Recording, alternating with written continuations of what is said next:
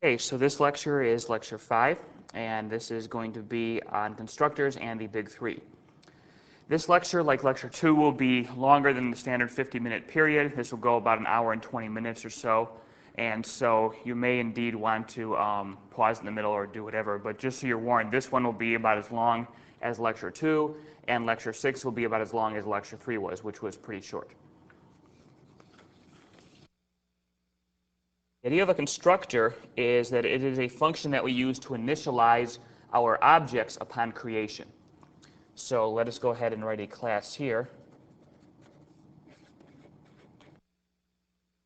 Same chord class that we've been dealing with all along. We have up here our private member data, double X chord and Y chord. And then we will have our public functions. And as far as public functions go, we could of course have a number of public functions and then the close of the class. All we're going to worry about here is the particular ones we're looking at, so keep in mind we could have any other number of functions here as well. What we're going to have here is a function called chord. And this is known as a constructor because it's used to construct the object. The constructor has no return type, and you'll notice in the declaration of the constructor there is no return type. It also is named for the class. So whatever the class name is, chord in this case, the function is given the same name. So the only question is how many parameters does it have, and in this case there are no parameters to this function, so the parentheses are empty. That then is your declaration for the no argument constructor. And the question is, what do we do with this? The answer is this is the missing piece when we have declarations. We've talked about how we're setting aside memory and perhaps giving that memory a name if it's a variable, or writing that location of that memory into some pointer if it's dynamic memory. The middle piece was always that we want this to be initialized, but before we had no means of doing this. The constructor now will do this for us. So first let's look at what the implementation code would look like. We have here, of course, as with any member function for chord, we would scope the function name to the class itself, same parameter list, which is none. There's no return type. And we would say here, let's say since we're not passing in any values to assign things to, let's say by default we want our X chord and Y chord to be set to 0. So that would be the no argument constructor code that we might write behind the scenes. The idea then would be that when we try and allocate chord objects, we would want this constructor to be called so that instead of having these question marks or garbage data sitting inside the X and Y slots of our object, we would instead have zeros there because the constructor would be initializing our object automatically. And the way that works is that we would, in terms of locally, have a declaration like this, which we've already seen, chord C1. And in terms of the dynamic data, well, first we'd have to have some sort of pointer, so chord pointer C3, and then we would say C3 equals new chord. And when we talked about dynamic allocation, we have mainly focused on the first and the third parts of this. Now there's the second as well. The first part is the part that actually creates the dynamic memory, sets aside, in this case, 4 memory cells, as we looked at in lecture 2, for the new chord. The second part will be the constructor call itself. And in this case, what is happening here is that the no argument constructor is being called, as we've just written. And so what would happen would be that memory cells, those memory cells we set aside for a chord, would be assigned now the values 0.0 and 0.0. And so now we wouldn't have those question marks, that garbage data sitting in those cells until they were initialized by a call to the initialize function later on, as we did in lecture 2. Now instead, they would be initialized before we ever wrote the location of the dynamic memory into the pointer, which would of course be step 3. We would then take the dynamic, the address of this dynamic memory and write it into C3, but now C3 holds the address of memory that's not only been allocated, but initialized as well. And before you get a chance to do anything new with the memory, it's been initialized. And a similar thing would be the case as far as the variable names go, except you can just sort of say, well, this is step 1. You actually put aside the local memory on the stack. And then I'm writing this step 2 here because we don't have any parentheses listed at the moment, and I'll explain why shortly. But we have there, step 2 would be to initialize this local memory. So as soon as this line is done running, you've got a variable named C1, the memory has been set aside for it, and that memory has been initialized to 0.0 and 0.0. So we don't have the step here of having to write the address anywhere. So it's really only 2 steps locally instead of 3. But the idea that is that as soon as we're able to use these objects after the declaration line or the allocation line, we now have the ability, they're now initialized, and we can go ahead and read the X chord and Y chord fields or do whatever we want to them without having to worry about initializing them ourselves. So it's very handy to have this kind of a tool available to us, the idea of having our objects initialized for us when we create them instead of having to deal with remembering to initialize them ourselves. And so that's the helpfulness here. Now, there may be more than one way that we want to initialize the object, and so this brings us to the issue of method overloading. If you are unfamiliar with the concept of method overloading, the basic idea, method overloading,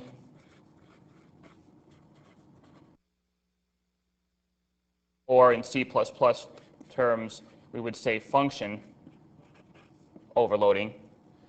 The idea is basically that, well, you're used to the idea of having 2 functions, say foo and foo2, that would both take an integer. You don't start to wonder which function is which just because they have the same parameter list. Because if I wanted to call foo instead of foo2, I would simply pass a number to the function foo rather than the function foo2. In other words, these functions are clearly distinguished by their name. And so we don't care that they have the same parameter list. Now, the same thing would be true if we were dealing with the opposite situation where we had the same name but different parameter lists. If I was to declare a third function called foo again that had int x and int y, then there's no ambiguity between the call to foo56 and the call to foo5 up here. These two are easily distinguishable just as these two are easily distinguishable. In the first case, they're distinguishable because they have different names. In the second case, they have the same name, but since they have different parameter lists, or different argument lists, it's clear that in this case we're calling the single argument int function, and in the next case we're calling the function that takes 2 int arguments. So the idea of function overloading is simply to have a number of functions that all have the same name, but as long as the parameter lists are different, there isn't a problem. Just as if they have the same parameter list, there's no problem as long as they have different names. We're simply now providing the way to distinguish based on parameter list instead of name.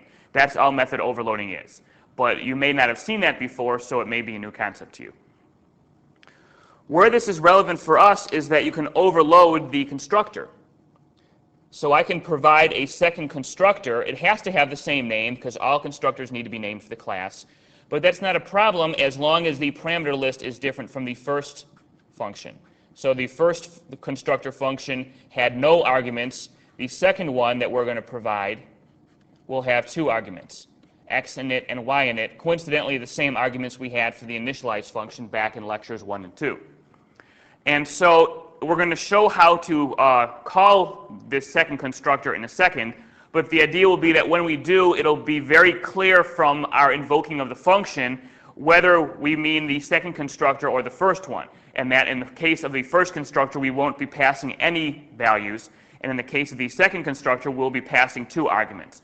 So the compiler will very easily be able to tell which constructor we intended to call based on our argument list of the function call itself. And so with regards to that then, there's no problem having a number of functions here with the same name because the argument list will distinguish which constructor we're actually trying to call.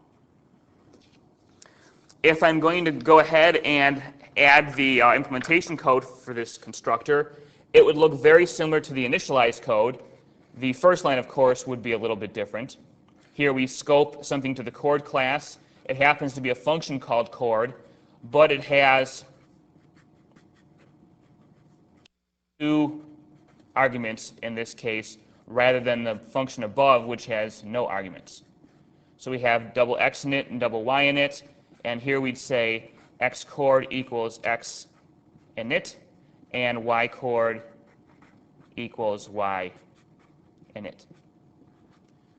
So there's no problem there. Here it's just very much like initialize. We're taking in the arguments, we're assigning the local variables, or the member variables of the class of the object to be equal to the parameter values we passed in.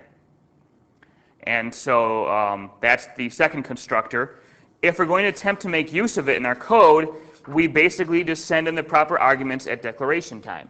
And so this would look like here, we'd say chord C2, and we'd send in, say, 2.6 and 1.3. And here we would say, instead of saying C3 equals new chord, we would, instead of writing that line, we would have written new chord, and here we'd say 2.6 comma 1.3. Would be the idea there. The local call is now having parentheses after the variable name and is intentionally putting in arguments to indicate that we are calling the second constructor, not the no argument one. And in this case, likewise, the parentheses were empty before, and that indicated it was a no argument constructor call. Here, instead, it indicates that we have a two argument constructor call, and those two arguments will be two doubles. And so that would be how the second constructor would be used in both local and dynamic situations. Now you might notice something odd, which is that in these three cases, we do write the parentheses in for the function call, and we put in the appropriate number of arguments, which might be 0. But in this case, we didn't. In other words, you may wonder why we didn't likewise follow the pattern and say that we're going to have chord C1 followed by no arguments. We did it here, certainly. We said chord followed by an empty parameter list versus a full parameter list when we had arguments to pass in. If we're going to write arguments inside parentheses following the name C2, why don't we have no arguments in a parameter list following C1? Why do we have the syntax this way versus the second way down here? And the answer is, because in C++ we can have global functions, this would be read as a function declaration. And it's ambiguous then, if we're going to let the variable declarations work this way too, which way you mean. Remember, a function declaration would have a type and a name, and then a parameter list, and then a semicolon. And then in the .c you would provide the code for that. But that's a function declaration. You have your type, and let me put f name here. Type, your function name, and then the parameter list.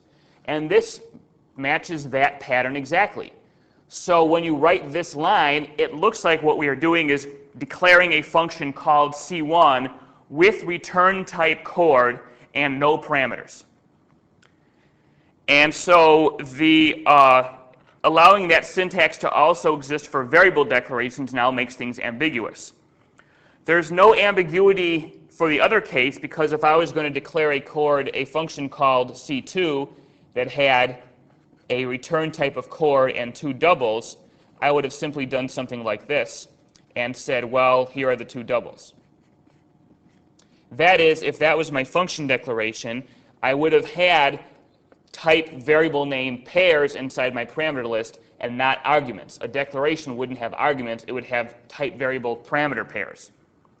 And so when I actually have arguments versus parameter pairs, then it's easily distinguishable that this was the function declaration because it had parameter pairs, and this is a call to the constructor in a variable declaration because it has arguments. And that's okay as long as we have at least one argument or at least one parameter. But in the case where there are no arguments to a constructor or there are no parameters in your function, well then we don't know what kind of nothing we have. Is this empty because there are no parameters, or is the parameter list, is the parentheses empty because there are no arguments to send into a constructor? Which nothing is it? Nothing to pass into the function, or no parameters to have values written into them. And so as a result, this would be ambiguous if it was meant for both types of syntax. And so the quirk of the language is that This expression is reserved for function declarations, and if you want to do a variable declaration instead of a function declaration, and you want that variable declaration to use the no argument constructor, you do not put the parentheses between C1 and the semicolon. You just write the semicolon after C1 and you leave it at that. And so it's understood then, when you have no parentheses after your variable name, unlike down here, it's understood that you meant to put the open and closed parentheses in with no arguments. It's assumed that you meant to do this, but the syntax explicitly says, don't really write them in. We'll know what you mean, but this way, by leaving them out, it distinguishes the variable declaration from a function declaration. And so that's why those parameters, that's why we don't put parentheses after local declarations when we use the no argument constructor.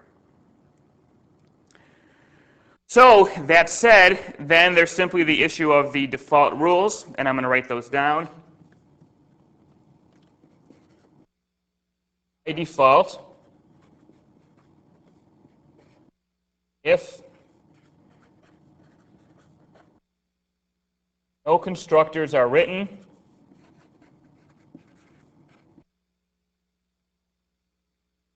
an empty no argument constructor is provided by the compiler.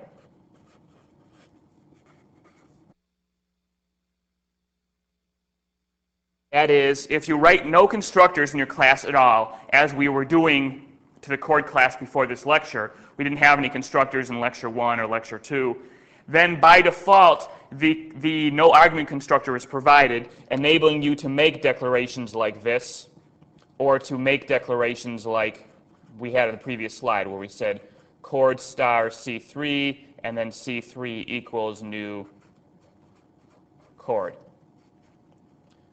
We can do this in the absence of any constructors because the no argument one is given to us. Now, it won't do anything if the compiler gives it to us. You'll just have the open and closed braces of the implementation code, and it would be completely blank, so there wouldn't be any real initialization going on. But the compiler can at least give us that constructor, and that's important for things like if we're going to do array declarations. If I was to say, for example, I want to declare an array of 6 cells that are all of type chord, this is not a chord pointer array as we may have done in Java, where we had an array of references. We can have an array of coordinate pointers just like we could have Java chord references. But in C++, we can also have an array of chord objects. And in this case, the array itself would have chord objects stored there, not pointers to objects we have yet to allocate. And so they need to be initialized somehow, and the rule across the board is that these would be initialized using the no argument constructor. If you write any constructors at all, the no argument one will not be provided unless you've explicitly written it. So the compiler only gets into the default game if indeed you have provided nothing. As soon as you start writing your own constructors, the compiler figures you know what you're doing and removes its hands from the situation entirely. Which means then that if you want a no argument constructor, you better provide one. If you provide the 2 doubles constructor and not the no argument one, then you won't have a no argument one, because the compiler doesn't bother giving you a default. You've written at least the 2 double argument constructor, the second one we looked at. And so the compiler says, you clearly understand constructors, I'll leave you to do whatever you want to do. And so in that case then, if you didn't write the no argument constructor, a declaration like this would provide you with a compiler error because the compiler is trying to run the no argument constructor by default, and you can't do that if it doesn't exist. And you can't change which constructor is called for array declarations. So for that reason, it's generally helpful to have a constructor, a no argument constructor, even if you don't have anything significant to write into the values. Just write things to 0 if you have nothing else better to write to. But it is a good idea to have a no argument constructor simply because of situations like that. And if you go write other constructors and don't write a no argument one, then you won't have one by default. And so it's usually a good idea to put one in. So what we're going to look at next is a third constructor,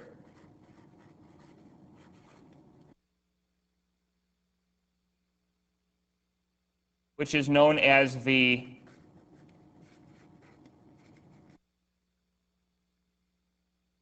copy constructor. And the copy constructor is designed to copy one chord into another. And so the goal here is, well, this constructor takes a chord reference as a parameter, a reference to some chord. It can't be passed by value. It has to be passed by reference, and we'll talk about why very shortly. But the idea then is that that is a copy constructor. If it's a chord pointer, then it's something else entirely. A copy constructor takes a chord by reference and then will copy the values of what you took by reference into a new chord. So that's your declaration. The definition of this, for at least our purposes here, would appear to be as follows. So we again scope this to chord reference, a rig val, and we would have here x chord equals a rig val dot x chord, and y chord equals a rig val dot y chord. That's the copy constructor, at least for the class we've got so far. And this code often gives people pause because we said the whole idea of private and public, or in general for object-oriented programming, the whole idea of private and public access permissions was that the private access permission meant that you couldn't get to those private variables. And yet we're reading x chord and y chord from this array val here. So the question is, why is that working? And the answer is, the private and public restrict the access of everything outside of the class, not everything outside of the object. Or in other words, when I say x chord and y chord are private member variables, that doesn't mean only the object they're a part of can read them. It means only the class they're a part of can read them. Any member function of the chord class can read private variables of any chord. It doesn't just mean that the member function can only read the x and y of the object it's called on. It means a chord member function can read the x chord and y chord of any chord object, the one the function is actually called on, or any function or any chord you might have passed in by a parameter. So this is perfectly legal code because this x and y chord, yes, they are private. That does not mean that a member function of chord can't get to them. Quite the contrary, the member functions of chord can read the private member data of any chord object, the one you're called on or a parameter one. And that was the same as in Java, so the rules aren't different here. It's just a matter of that's a commonly confused, an issue that causes confusion for people, and so hopefully that clears things up. Every member function has access to all the private data of any object of that class. It's things outside the chord class that can't get to x chord and y chord. And that's there precisely because we need to be able to read these to copy them into here. And this copying is an important deal, especially in C++. So that would be the code for the copy constructor. As far as the variable declarations go, we can put our variable declaration page back. And all we would do here would be to say, well, ignore all this for the moment. This was just from the previous discussion. I can say here, chord C4, and C4 will be made a copy of C1. So here we're just passing C1 in as an argument to the constructor being called off of C4. And here we could have said, instead of the previous two lines, we could have said instead C3 equals new chord and then passed, say, C1. And now we're creating a new dynamic object that'll be a copy of C1 as opposed to a local variable C4 that'll be a copy of C1. But that would be how it would be used. Same idea, it's just now we're passing in a chord object into the function as an argument rather than passing nothing or passing in two doubles. Now the copy constructor is provided for you by default if you don't write one. And we'll talk in a bit about what the default version does. But there's a reason that it's provided for you by default. And that is that the copy constructor is used in, among other things, pass by value. So if I'm trying to do something like this, if I have, say, void foo chord x, and whatever code I have there, and I'm trying to say somewhere foo, and I'm passing in the chord C1. Now, in order for C1 to get copied into X, we've said, well, we've got some block of memory representing C1. is C1. We're passing in C1. The parameter x is a copy of C1. So we want to take this data and copy it into here. We talked about that in lecture 4, the idea of pass by value, meaning we copy the argument into the parameter. And so everything in C1 would be copied into x. In other words, this was passed by value. And the idea is, how do we copy this stuff from C1 into x? The answer is the copy constructor will provide the instructions for us.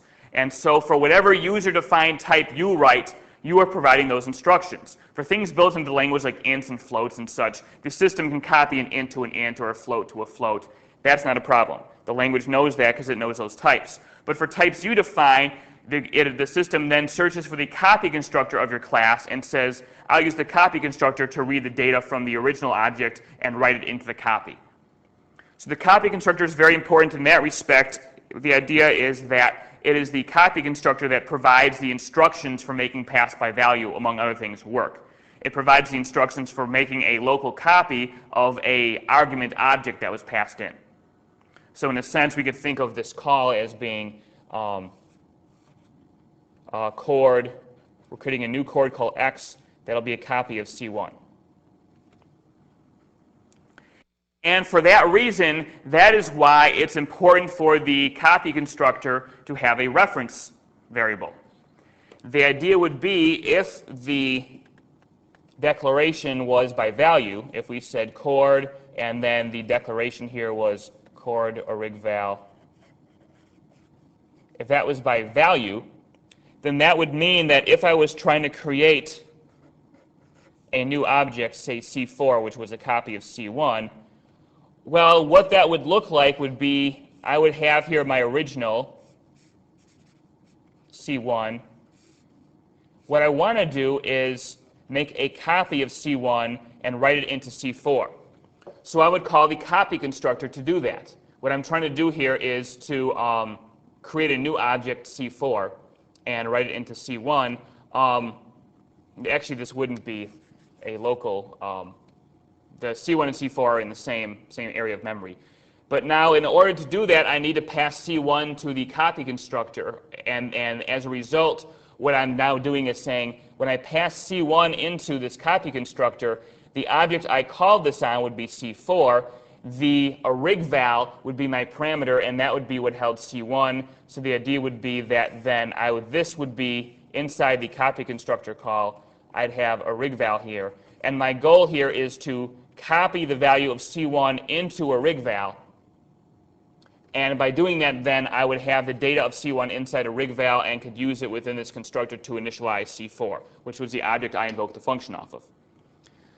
Now we have a problem there in that in order to make this copy from here to here, I would need to call the copy constructor. So before this function can finish, before this function can even begin, I would need to call a second function to copy C1 into origval, and that would be a copy constructor call. And so we would, in a sense, be doing this. We're trying to create chord origval and pass it the value C1, and that necessitates, now we're doing another copy constructor call. This necessitates copying C1 into origval again. Or in other words, and it's a complicated issue to wrap your mind around until it clicks into place, but the idea is every time I try to make a copy of C1, I'm trying to pass C1 by value to the copy constructor, but as soon as I try doing that, in order to pass it by value to the copy constructor, I need to make a other copy constructor call to make that copy work. So I'm saying I have my first copy constructor call that I'm trying to use to initialize C4, and I say in order to copy C1 into the origval of the first call, I have to re-invoke the copy constructor to make the copy work. And that means copying C1 into the origval of the second call. But in order to make that copy work, I need to invoke the copy constructor to do that. And that means copying C1 into an origval of a third copy constructor call, and so on and so forth. And you're welcome to think about this issue for a little bit and let it settle in your mind over now or the next couple days or whatever, because it is a tough issue to get your mind around if it's not clicking right away. But that is why we have to pass by reference. If you pass by value, inevitably what happens is the very act of passing a chord to the copy constructor by value necessitates copying that argument into the copy constructor by value parameter. And the act of copying that argument into the by value parameter means we'll need to re-invoke the copy constructor to make that copy. And in re-invoking that copy constructor, we'll have to pass the argument, and that will require re-invoking it to make a copy. And it's this endless loop where we never actually get to run any real code, because every time we try copying the parameter, we re-invoke another copy constructor. And that would require copying the parameter and so on. So that is why we have to have this be a reference, because now a rig val simply becomes a new name for C1. So when I run this line, I say a rig val is naming the same memory that C1 is, as we saw in the last lecture. And so now a rig val and C1 name the same spot, and I can read from a rig val right into C4, and everything's okay. And give that issue some thought for a bit, and if it's still very confusing, then by all means ask us questions. So that is the idea behind a default, or that is the reason why we have to have a reference to the copy constructor. Now, as far as the default code for this goes, so here's our code again. The default copy constructor is a member-wise copy. And that means we do a bitwise copy of our primitive types, and we do a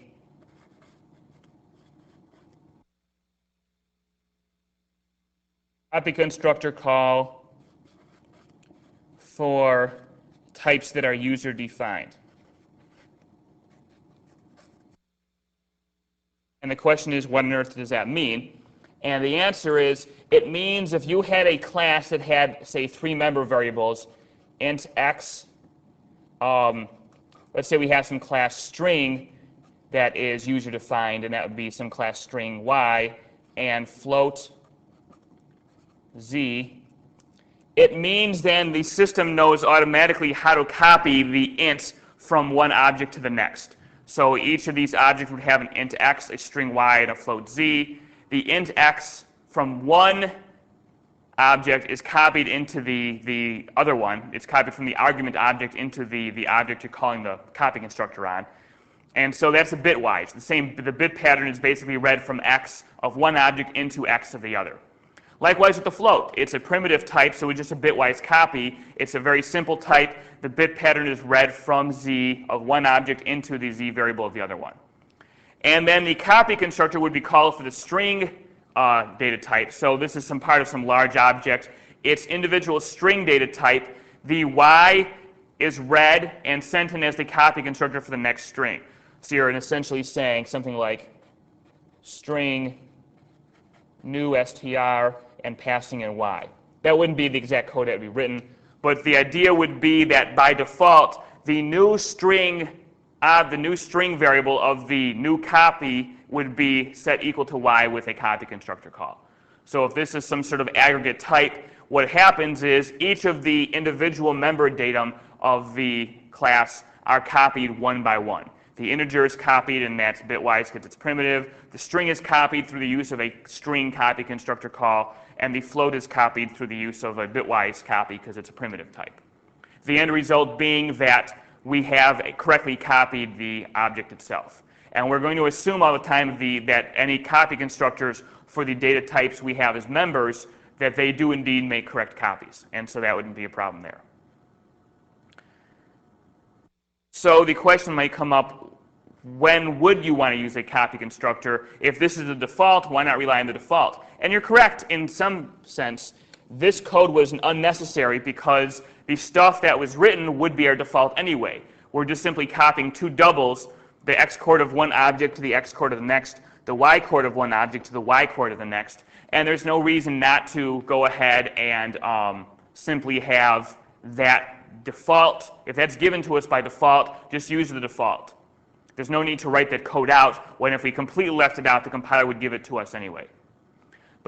So we will talk later on very shortly about what reasons we'd have for not relying on the default. But the idea is that there is always a default given if we don't supply a copy constructor. This is different than the no argument where the rule is more complex. The rule here is you always have a copy constructor. And the only way the compiler would not give you that copy constructor would be if you explicitly wrote one yourself. But if you don't explicitly write one yourself, the compiler gives you one by default, and the rules that the compiler supplies for it are it does a member-wise copy. Copies the members of your class one by one. So those are the semantics of the copy constructor. Now we're going to come back to that, but first we need to discuss the idea of the destructor. The destructor will be the second of the big three, the copy constructor being the first of the big three, the assignment operator that we'll look at later on being the third of the big three. So this is the declaration for what is known as the destructor. And the destructor's job is to release resources. You'll notice that it has the same name as the constructor and as the class, except there's a tilde in front. That is how we distinguish the destructor. The tilde in front of the tilde followed by the class name will always be the name of the destructor. You cannot overload it, and there are never any parameters. So this is your one destructor. Tilde, type name, open and close parentheses, semicolon. That'll always be your destructor declaration. And as far as the actual code goes, just as with the copy constructor, there is a default version of the destructor that is given to you all the time unless you write your own. So the rule for the destructor in terms of defaults is the same as for the copy constructor. There is automatically one given unless you write your own. Now the code that would be relevant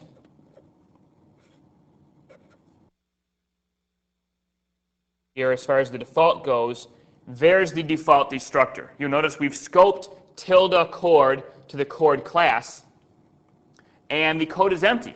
It doesn't do anything. That's the default destructor. The idea is that in the default code, there is nothing that needs to be done inside the destructor. It is provided anyway, the reason being, as we'll see in a second, there are situations where the destructor is called automatically. So we want code to exist there to be called. It just happens that once this function is actually called, nothing of any significance gets done.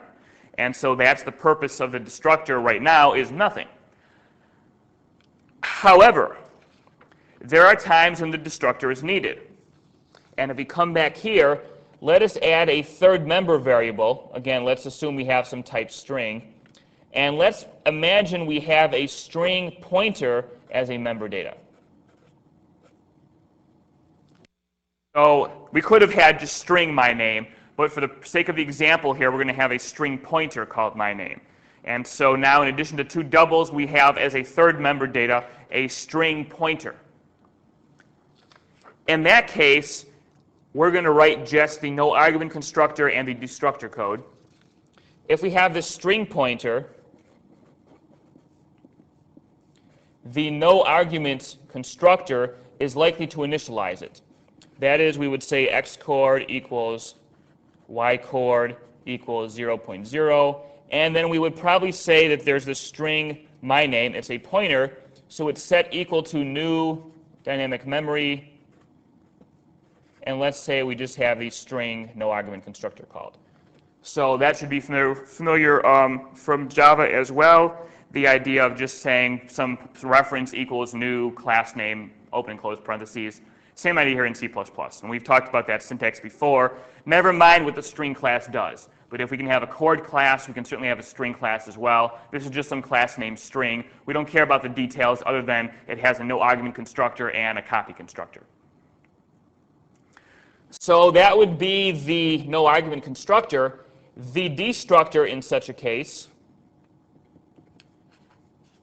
again, scope it to the class name, would now have to clean up.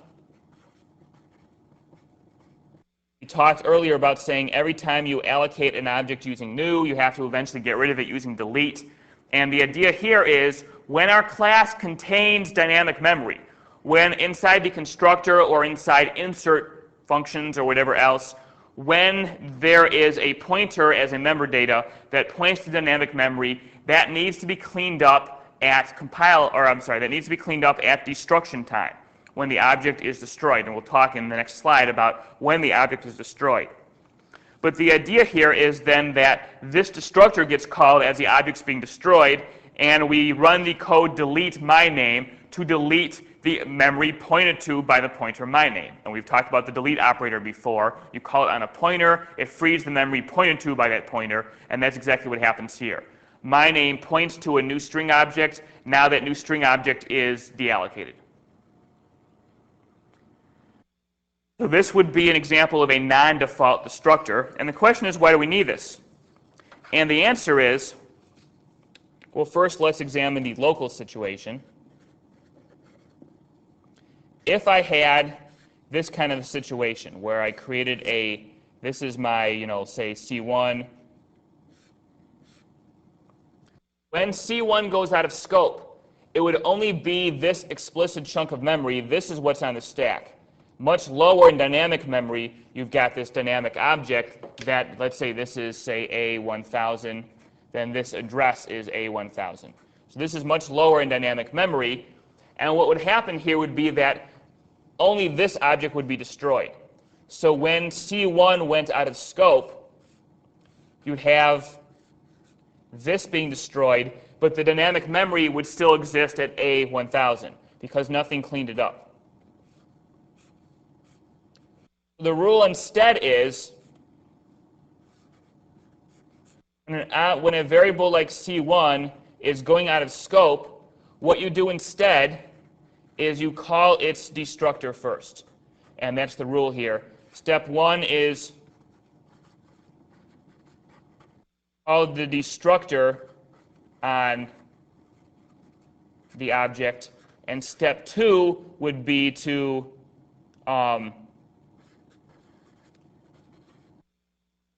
memory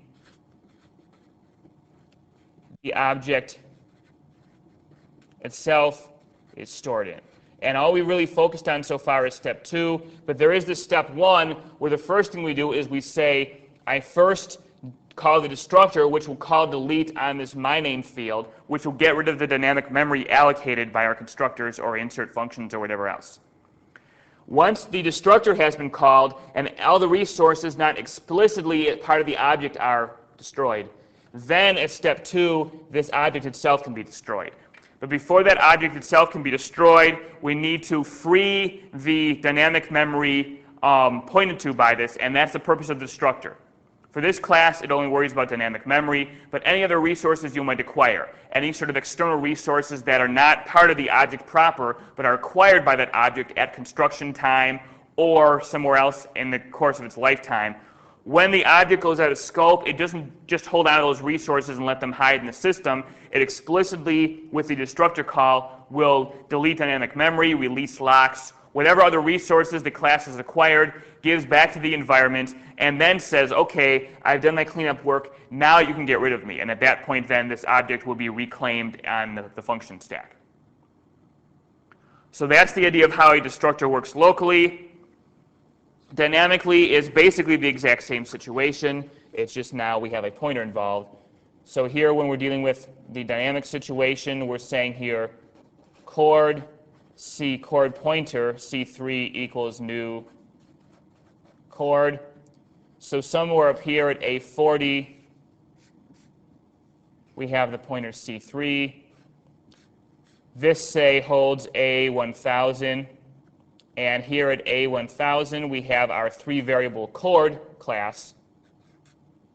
And this third variable is a pointer to further below in dynamic memory, say at A3000.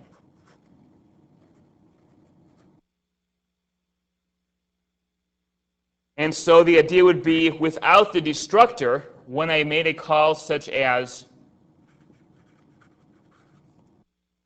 delete C3, what would happen would be that C3 here, which holds A1000, would come down here and would look at the class itself. Then here, this is at A3000. This holds A3000, and this is at A1000. And when you call delete C3, you'd say, well, since this points to this object, I will simply delete that object, because that particular chunk of dynamic memory is what C3 refers to. But again, that's the second thing that happens. In reality, the first thing that happens is the destructor is called on that object before it's wiped out. And so the idea here then is, and I'm just going to now at this point draw the arrows in. If this is, maybe I'll just go ahead and draw the addresses too.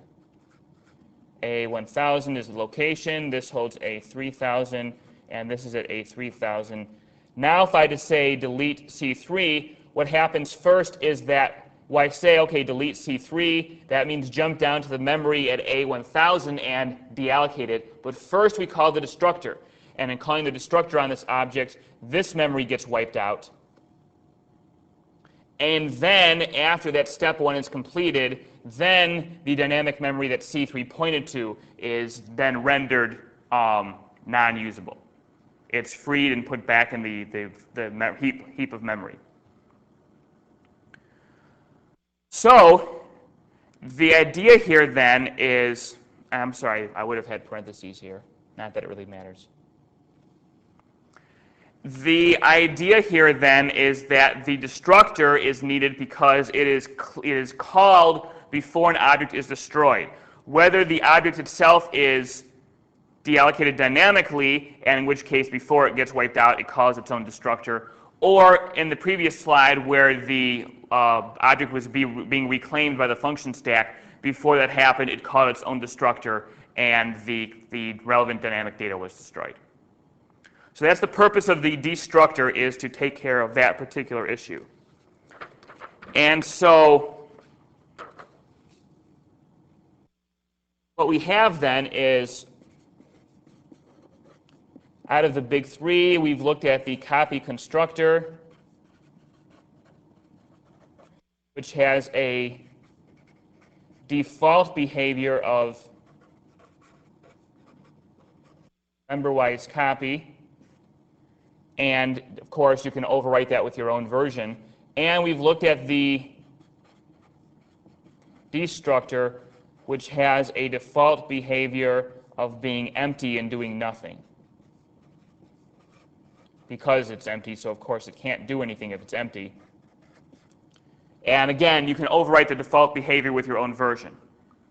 Now we've looked at why we'd want to overwrite the destructor with our own version. If we have dynamic memory in our class, we want to make sure the destructor actually deletes that when the class is being destroyed, or the object is being destroyed, rather than letting it sit there and cause a memory leak. However, the question is, why would we ever bother not using the default for a constructor? And the answer is, and this is really the key to this whole thing for the next 20, 30 minutes or so, the expression primitive types includes pointers. That is, pointers are primitive types. And so if I'm trying to, if this is one of my objects, and this is another object, and here I have A48, or say A480, and this is 0 and 0, and here at A480, I've got now this object holding, say, the letter X. When I copy these data into my newly created object, well, the double bitwise copy works fine. The double bitwise copy works fine. The address is a primitive type. It's a string pointer. Therefore, that is just copied bitwise as well, because we said all primitive types, bitwise copies are made, and pointers are considered primitive built-in language types, which means when you copy a pointer, it's just the bitwise copy that's made, and therefore the new object points to the same piece of dynamic memory as the old object. When what we really would have preferred would have been that instead of this, we would have some new dynamic object that is this dynamic object is a copy of this one made. This would point to this, and if this was at 280, well, that's how it goes. But the idea is we don't want two objects sharing the same piece of dynamic memory. Instead, we want two objects to have separate pieces of dynamic memory, and this is known as a hard copy. When even the dynamic memory is copied, this part here, where you have two objects that are copies on the outside but refer to the same memory on the inside, that's known as a soft copy, because we haven't copied all the way deep, we've just copied the top level.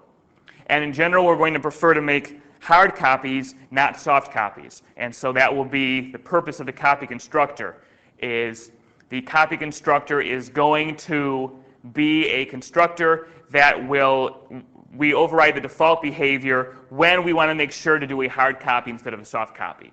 When pointer member data are involved, among other things, and we need to make sure that we don't just copy the address, but we actually dereference the pointer and grab the memory it points to and make a copy of that.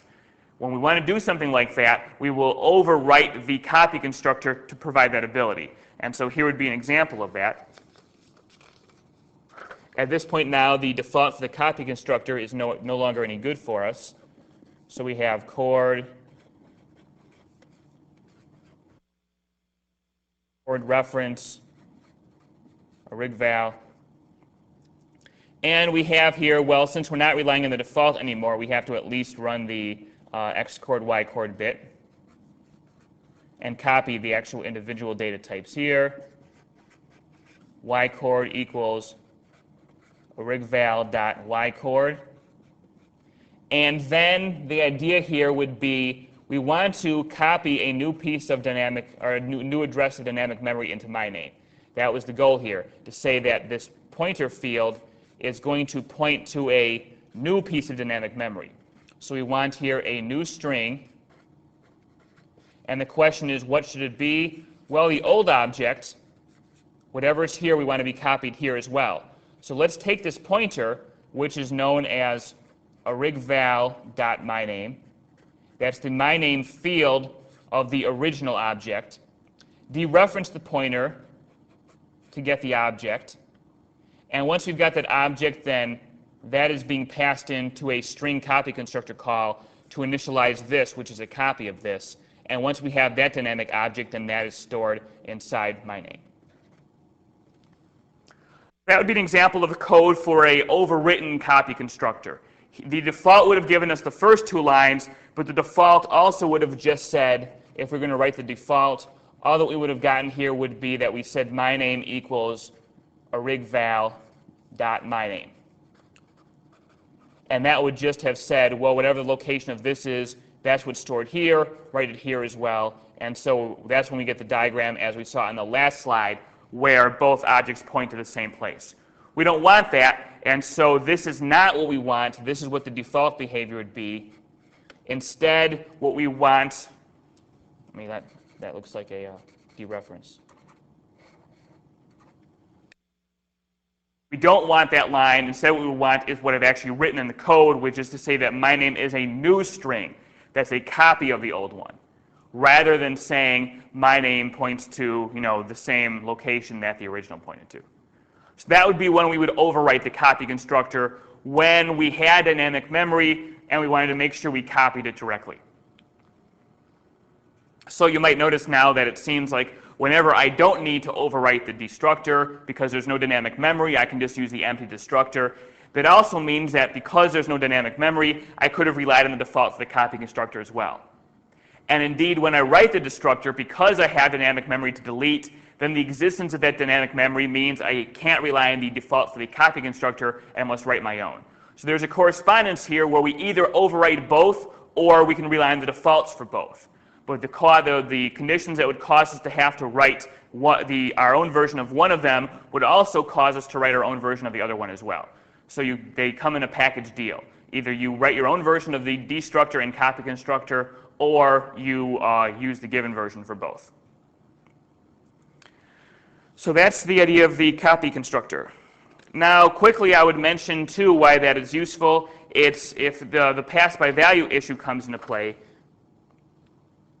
I can remind everyone that if you don't have a destructor, what would happen with pass-by-value, this is when you have no destructor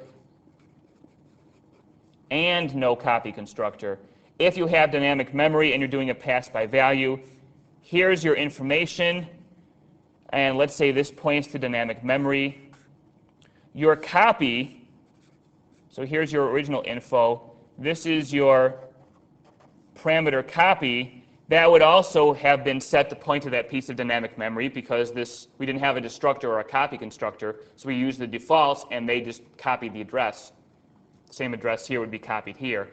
Now when I leave this function, the parameter copy gets wiped out, and then when I leave the top function, the info copy gets wiped out, but this memory leaks.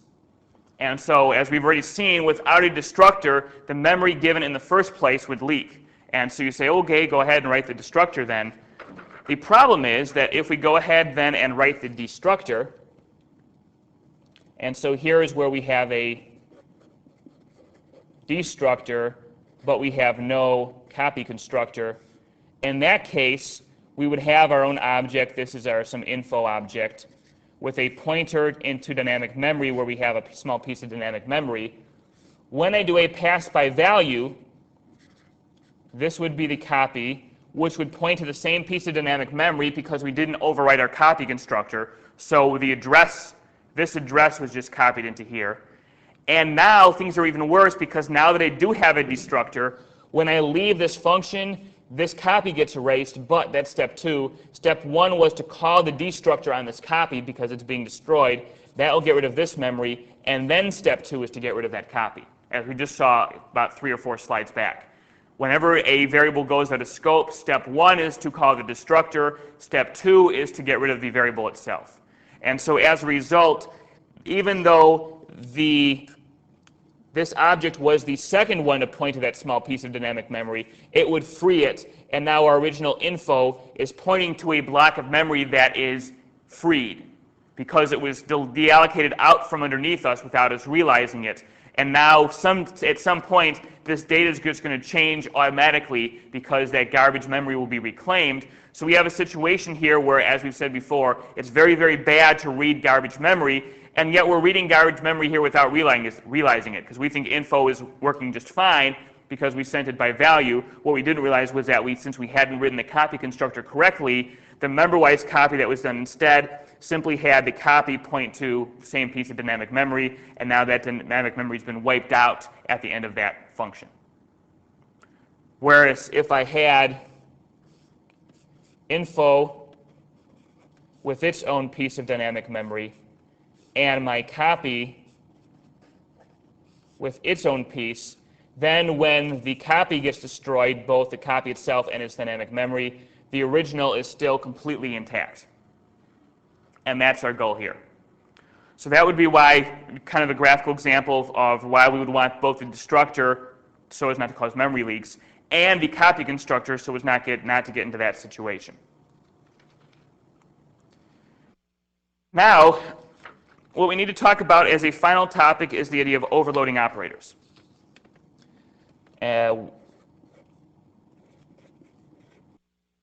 Overloading operators is really not any different than overloading other functions. When we're going to say A plus B, in reality, that is one of 2 things going on there, depending on the types of A and B. Either there is some function being called, say, plus A comma B. The function would be plus with A and B as parameters. And that looks kind of silly in general, to call a function with the name plus. So typically, or not typically, but in the C++ language, whenever we are treating these symbols as functions, they have the word operator in front of them. So the real function here is operator plus, with A and B passed as parameters. Or instead of being a global function, this could have been a member function, which means that operator plus would be a member of whatever type A and B are. We'd be calling the function off of A and passing B as the single parameter. One of those 2, we can't have both of them. You can't write a global and a member function that do that because then things are ambiguous. But one of those 2 would be the real expansion behind this. In C++, you can overload the meanings of the symbols of the language, and that's what we're doing here. We're providing new meanings for the plus sign. Let's say A and B are chord objects. We're saying if you try to say a chord plus a chord, now here's what should be done if you're ever in that situation. And we're defining a new meaning for the plus sign if the values around it are chords rather than being integers or floats or some other built-in type. And in Java, we did not have that ability, but in C++ we do.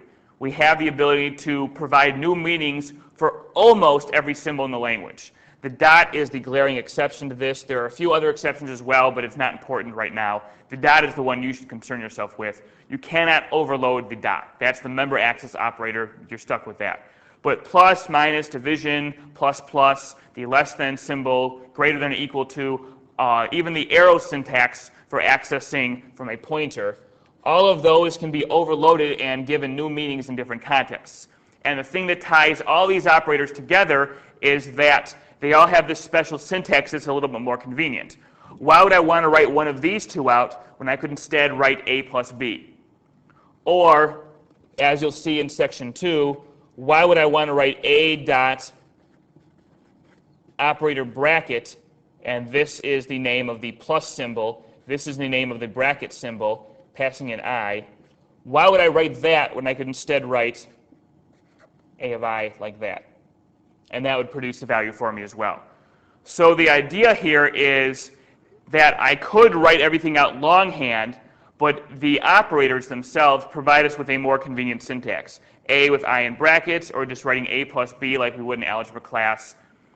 So that's the goal of the overloading of operators. It's really no different than overloading any other functions. It just happens to be that since these are symbols we're overwriting rather than regular function names, it's important to think of these as, realize you're overloading symbols, and to think of them as operator, whatever symbol, operator bracket, operator plus, operator less than. And there's basically a function in the language for every existing operator. So you've got operator, whatever symbol after it. So that's the idea of overloading operators. Now, it's important to make sure that the overloading of operators is done carefully. The reason it was left out in Java was because the early days of C++ saw this feature used in a very bad manner, hideously overused. You know, someone could do something like, for example, say, oh, I want A times K to be a shorthand for database access. Wouldn't it be great if I don't have to type something like, you know, A is my database, I don't have to type A access and then K, I can just use K as my key and say A times K, and now in only a few keystrokes I can access my database. And the issue there is that's really not intuitive. If you're going to do things like use the plus sign for string concatenation or the brackets for accessing by index, intuitive uses of these symbols are good and they make sense. In section 2 you'll see that we'll have a number of string comparison operators where if we want to determine if one string is less than a different string or is before it in alphabetical order, we use the less than symbol. If we want to determine if a string 1 comes after a string 2 in alphabetical order, we would use the greater than symbol. So uses like that are somewhat more intuitive, where uses like this, where we're just picking some random symbol and saying, hey, let's have the symbol stand in as a shorthand for something, that's really a pain and it shouldn't be used that way. And that was how things could have been very easily abused in the beginning when C++ was first getting popularity. People could overload operators or would overload operators to mean whatever they wanted and said, hey, great, now I've got this handy little shorthand symbol I'll use the division sign for who knows what. And that's very bad for us, and that was why this was left out of Java. The C++ community says, well, we've already got this feature in our language, and it's very nice if used correctly, so use it correctly. And the idea now is, yes, you have the power to do hideous things like that. Don't use that power. Just because you have the power doesn't mean it should be used. We're focusing here on the proper uses of the language, not random uses of the language. And the proper way to overload operators is to write them so that their use is intuitive. And like I said, using plus for string concatenation, as you saw in Java, is really probably the best example of a very intuitive use of operator overloading. When people see string 1 plus string 2, the idea that we're concatenating two strings would almost follow automatically. Even if someone wasn't a programmer, they may be able to figure out what string concatenation was supposed to do. So that's far more intuitive than saying, oh, the star means access to a database, or something like that. That said, our goal is to overload the assignment operator. And so we have here the inside our class, and I'm going to CLASS chord, blah, blah, blah. The assignment operator declaration would look like this. The return type would be chord, or it could be chord reference. We'll talk about that in a second. The assignment operator, of course, is a single equal sign, so your function name is operator and then a single equal sign. And then the parameter is chord as well. And again, this could be reference, just as we could be returning by reference here. We don't have to do it this way, though. In the copy constructor, we had to do it because pass by value was what made the copy constructor was used for pass by value. Here, the reference, passing by reference, or passing by const reference just deals with the various choices that Lecture 4 made available to us, whether our goal is to save memory and time or whatever else we might want to be doing.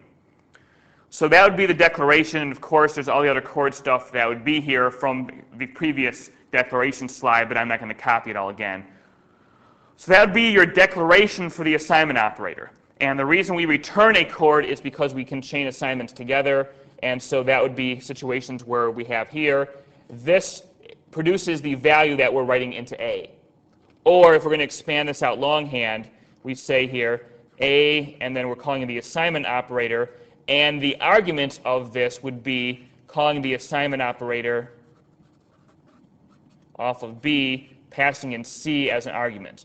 So this will be run, and the result would be the new value of B, and that then would be your single argument to be passed into the A call. And so if C held these were integers and C held the value 2, then 2 would be written into B. The result of this expression would then be 2, and that would be written into A. And if these are chords, then something else goes on. But it's the same idea here. Whatever's in C is written into B. That's also the result of the value of this expression, and that value is what's written into A. And so this is the longhand version, but that's why we return a chord. We're returning the value of B for that expression, the new value of B, and then that expression has that value when you want to use this expression in chaining assignments together. As far as actually writing the code for this operator, we then say, well, the code for this looks like this. We have here chord reference.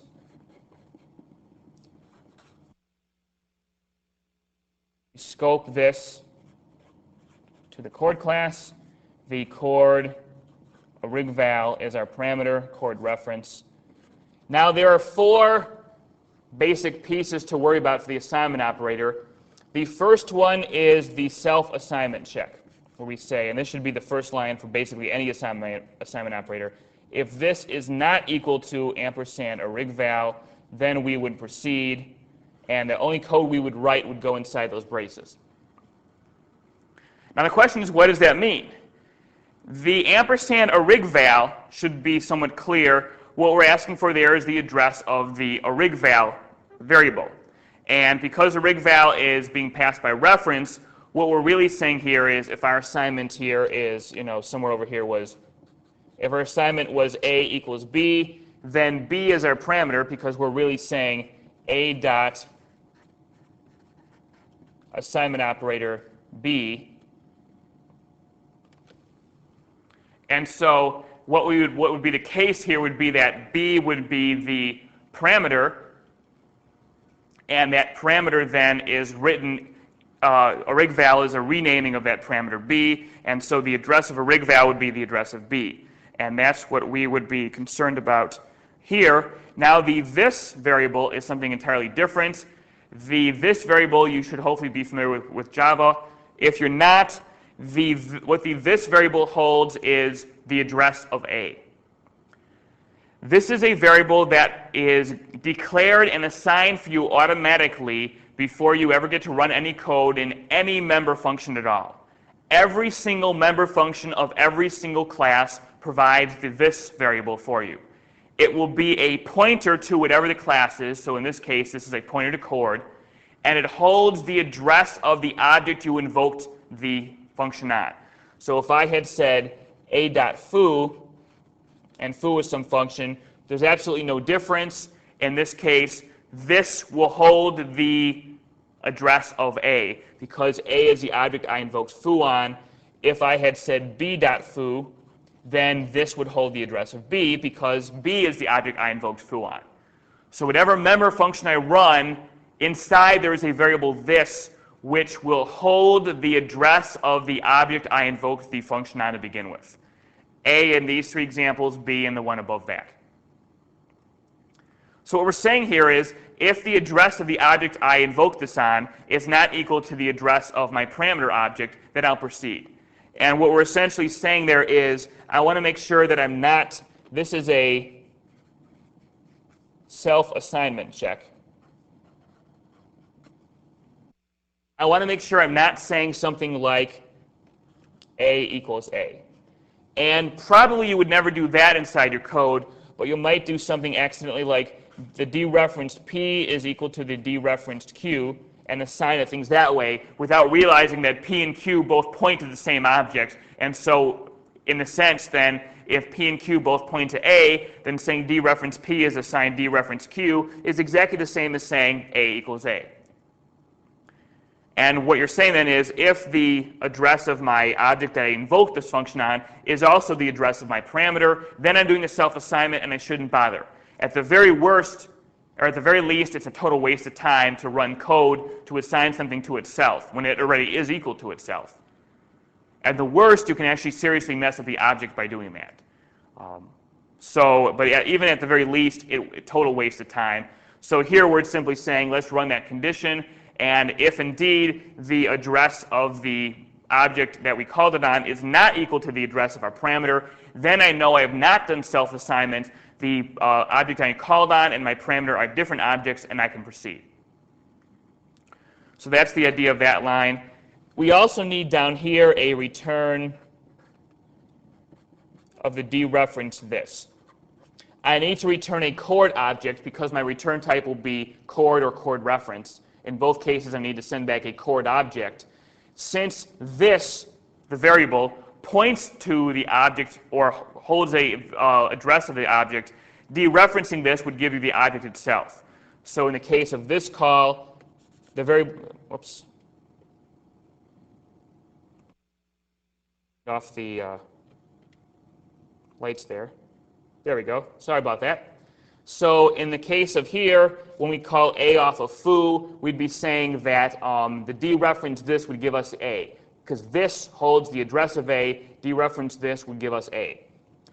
In the case of that method call, this holds the address of B, dereferencing this would give us B itself, and here's the one we're concerned with, the assignment operator, and that's like the A.foo, where the A is the object we called off of, therefore the this variable holds the address of A, therefore dereferencing this would give us the object A itself, and that's what we're returning. After it's been rewritten with the parameter data, then we send that back, and that matches our parameter type, or our return type, rather. So that part you pretty much just put in automatically for any assignment operator you might write. You have the self-assignment check and returning the dereference this at the end. Inside these braces, what you're mainly concerned with doing is saying, well, I want to make sure, and this is not the best way to think about it ideally. For the moment, think about it this way because it helps you get a feel for exactly what this assignment operator is supposed to be doing. For the moment, you can think of this as the destructor code followed by the copy constructor code. And that's not the ideal way to think about it, but for the moment, if you think about it in that fashion, it will alert you to exactly what's needed here. Namely, for example, for the class that did not have a string pointer as a variable, I could say here, I could just write the standard xchord equals a rigval.xchord and ychord equals a rigval.ychord.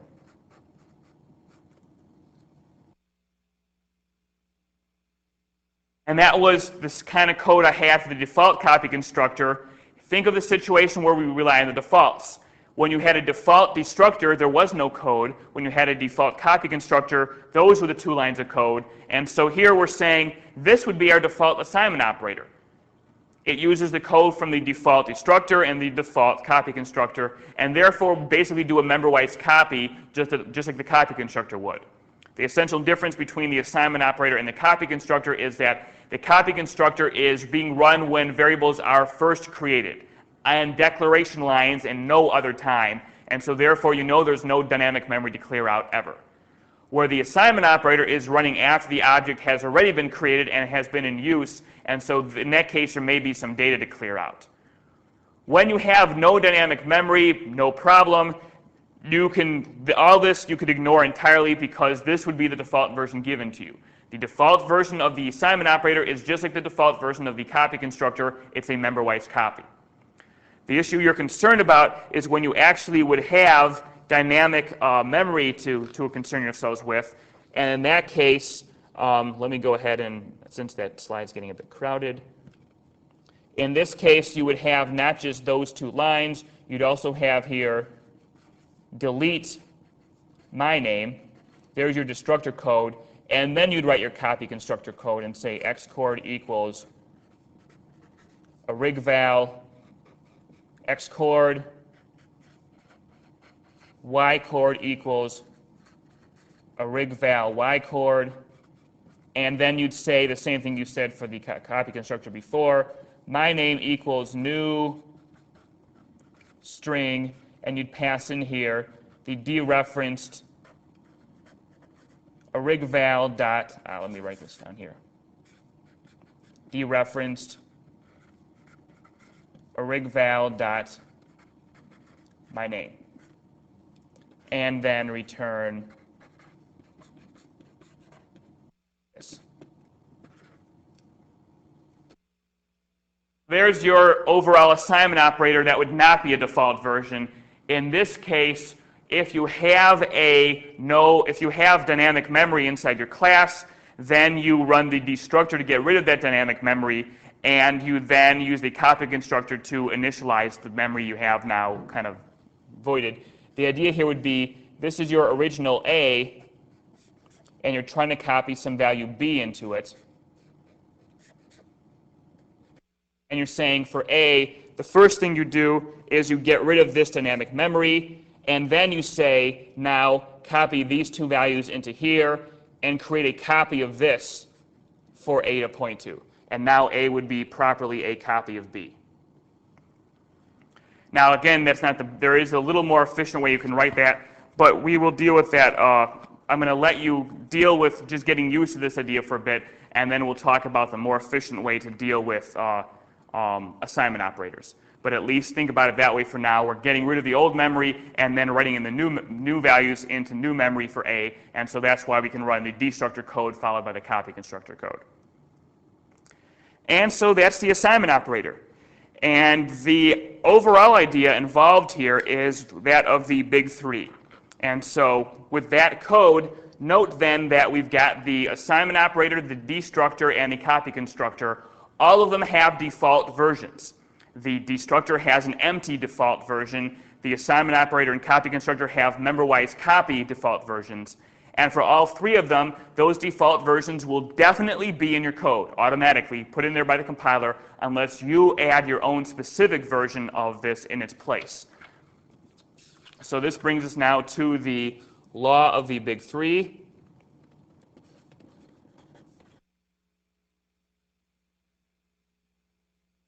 And the law of the big three states, if you need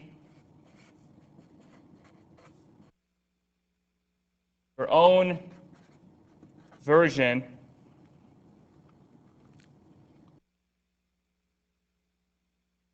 of any of the assignment operator, destructor, or copy constructor, then you must provide all of them.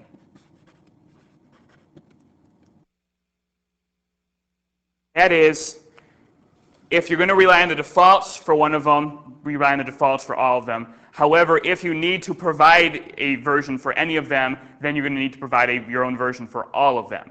And most commonly, the destructor would be your signal there. One book has put it, the Marshall Klein wrote the C++ Frequently Asked Questions book, and the way he's described this is, as soon as you hit that tilde key in your keyboard, a big bell should go off in your head. You're writing the destructor because you have memory or resources you need to deallocate. And if you have that kind of a situation, then there's a need to properly copy those resources as well, and so you'll need to overwrite the default versions of the assignment operator and the copy constructor. And so that's the idea of the law of the big three. It says that these three are a package deal. Either you rely on the defaults for all of them, or you provide all of them yourself, but they don't mix and match. Anytime when you need explicit versions of one, you need the self-written versions of all of them, not just the one of them. Of course, there are exceptions to that rule, like there are exceptions to anything, but that kind of 0.05% of the time when the exceptions occur are not likely to be things we'll see in this class.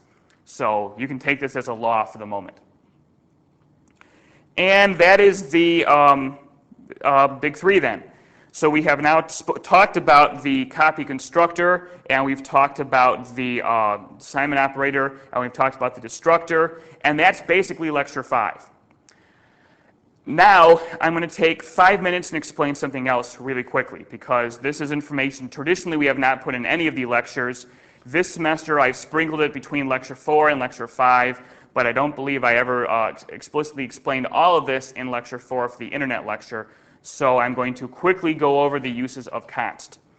This is something new this semester, so typically now that means we're adding 5 more minutes to this hour and a half I've spoken already. We're nearly done. It's sort of appropriate to talk about this over some of lecture 4 and some of lecture 5. If I ended up mentioning this stuff in lecture 4, then I'm repeating it and I apologize. But it's been a few weeks since I taped that because that was my first lecture I taped, so I don't quite remember now if I put it in there or not. The first version, the first use of const is inside, in front of a parameter. So we say here, if we have, say, const, this one I'm pretty sure I mentioned because of the idea of reference variables. If we have, say, constant chord reference x, the idea here is, even though it's a reference variable, the x name, we will not be able to overwrite x inside this function. X is considered constant. Now the actual cell that x is renaming, because this is a reference variable, when we return to that function, we can alter it through that variable, but x is held constant. And the idea then, our goal here is that that if we were to accidentally alter x, we would not run into, the compiler would not let that happen. If somewhere in this code I was to say x.size, and size was a function that changed x, then the compiler would say, well, wait a minute, size changes x, you're not allowed to do that. So that's the first use of x is in front of a parameter, or first use of const is in front of a parameter. The second use of const would be if we had here chord size. If we wrote a const after this declaration, that would actually we have then code here. Const after a member function declaration means that it doesn't change the object. So that would mean then that this function does not change the value of x. And we're promised that whatever object this member function is running on, we're promising that none of the member data of that object will be changed. So inside here, we won't be changing x chord or y chord or my name or anything like that. And so that would be one thing the compiler would check in terms of what is known as const correctness. Compiler would say, well, I don't know for sure that this size is safe, so if x is supposed to be const and size is not declared to be a const member function, I won't let you call it.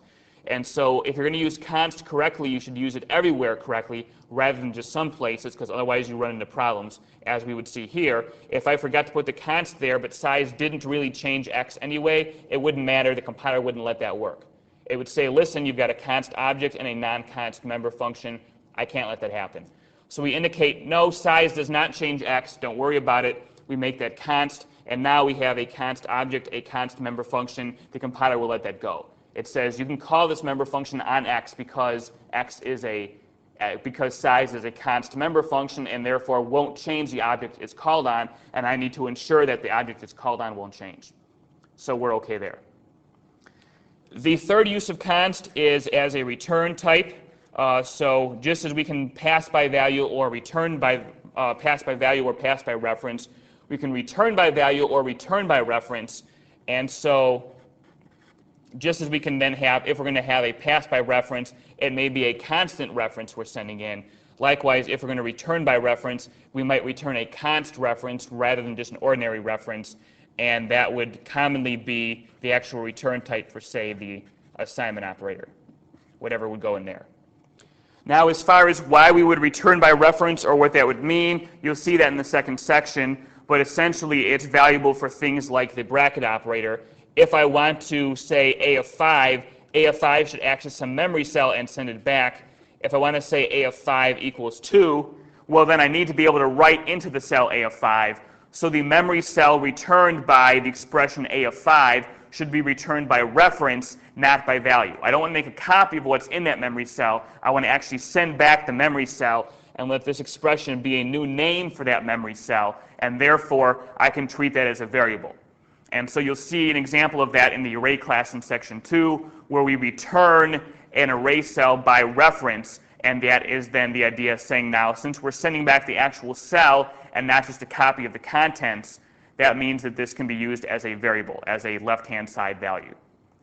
But if your goal in returning by reference was simply to say, I don't want to waste time in memory making a copy, I'll just return the real object, but I don't really want to change it, then you might return by constant reference. And that indicates, okay, whatever I'm sending back, as with the assignment operator, I'm sending back a dereference this. I don't want to go messing with that.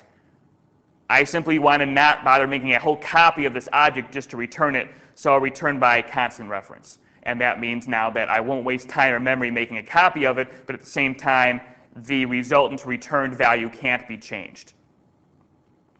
And we'll deal with all three of these. Don't worry about them too much now, but I at least wanted to expose you to their meanings. We'll deal with all these as we go. But those are the three uses of const that we'll run into. In front of a parameter means the parameter is constant. After a member function means that the member function won't change the object it's called on. And in front of a return type means that the return type is constant. And that's about it. That's just kind of a quick little 6-minute tag onto the lecture 5. I'm going to add these notes onto the packet 5. So as of now, which is, I'm re-recording this on Thursday the 7th, it's not in there yet, but I would anticipate by tomorrow morning sometime, packet 5 should be updated to include this information as well. And that's lecture 5. As I mentioned, lecture 6 should be pretty small, so if you're going to watch 6 next, it's only like 20 minutes or so. But that's constructors in the big 3, and you will see this information again extensively reviewed with examples of a full class in section 2, as well as the lecture 6 topic, templates, will also be seen in section 2. So you'll see plenty of examples of the big 3 to come, and then that'll be the topic for your second MP. Until then, talk to you later.